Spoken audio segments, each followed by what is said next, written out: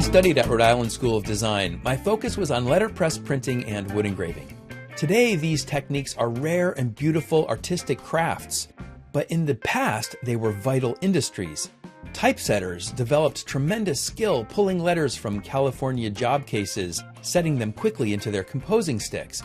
But when the linotype machine was invented, all those hard-earned skills became obsolete. And when photographic typesetting was invented, all those glorious linotype machines were reduced to scrap metal and their operators were out of work. And when digital typesetting arrived, so long CompuGraphic and hello Quark Express.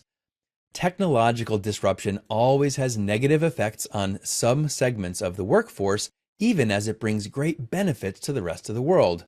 We might bemoan these negative consequences, but that's just the way things are. And today, the low-code, no-code revolution is having the same impact on web developers.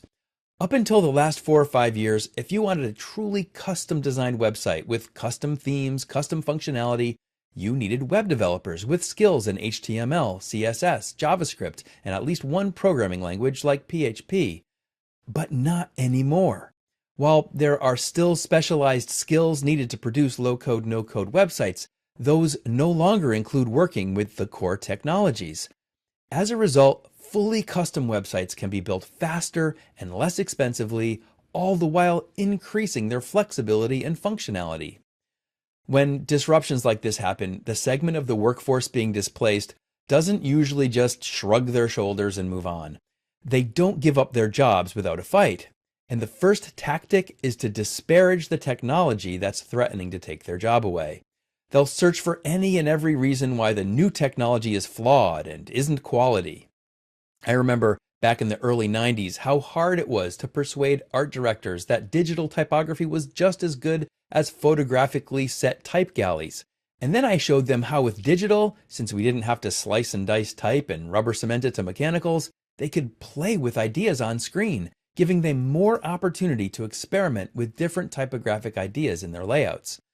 It took a while, but as we know, digital won the day. This same disruption and resistance is happening again between web developers that still want to hand code websites and the platforms and frameworks that are making those costly and time-consuming approaches obsolete. And I'm again back in the role of persuading marketers that they don't need to be restricted by hand coding.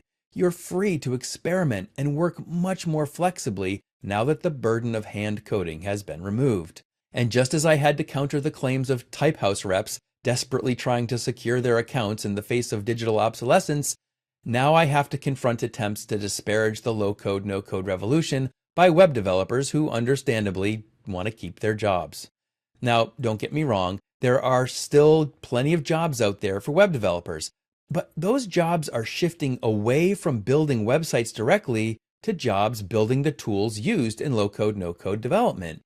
But of course, this still represents a shrinking of the market and a consolidation of opportunities for web developers. So in the next set of videos, I'm going to address the claims of web developers that low-code, no-code tools aren't an acceptable alternative to their hand-coded skills. These objections include the claims that low-code tools can't be fully customized, that their interfaces are too complicated, that they don't produce clean code, and that they're not as performant as hand-coded sites, that they're comparatively slower and bogged down with plugins. But before I address those claims in the next few videos, I want to set forth an important concept in making choices around these issues, because there's a degree of truth in each of those critiques. This concept is well known by great economists like Mises, Hayek, and Sowell, but much less appreciated by people in the software industry.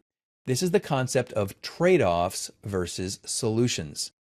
In any marketplace where there are numerous options for consumers, we have to make purchasing decisions by comparing features and benefits. And when we do, we're always making trade-offs. Now, marketers claim their solution can meet all your needs, but we know that every product or service has its strengths and weaknesses. And as consumers, we want to maximize strengths and minimize weaknesses when choosing among options within our budget range. Unfortunately, most programmers are schooled in the solutions mentality, always striving for the perfect system. Developers like elegance, simplicity, cleanness, and optimization, And those are always good aims. We may grant these observations by web developers, but we need to challenge their conclusions. The old hand-coded approach is not without some benefits, but compared to what alternatives? And at what cost? In the next series of videos, I'll unpack the relative trade-offs involved between the old, costly, hand-coded approach and the new low-code, no-code revolution. And when we set these options alongside each other, we'll be able to see how much better websites can be with low-code, no-code frameworks. So, until then, viva la revolución!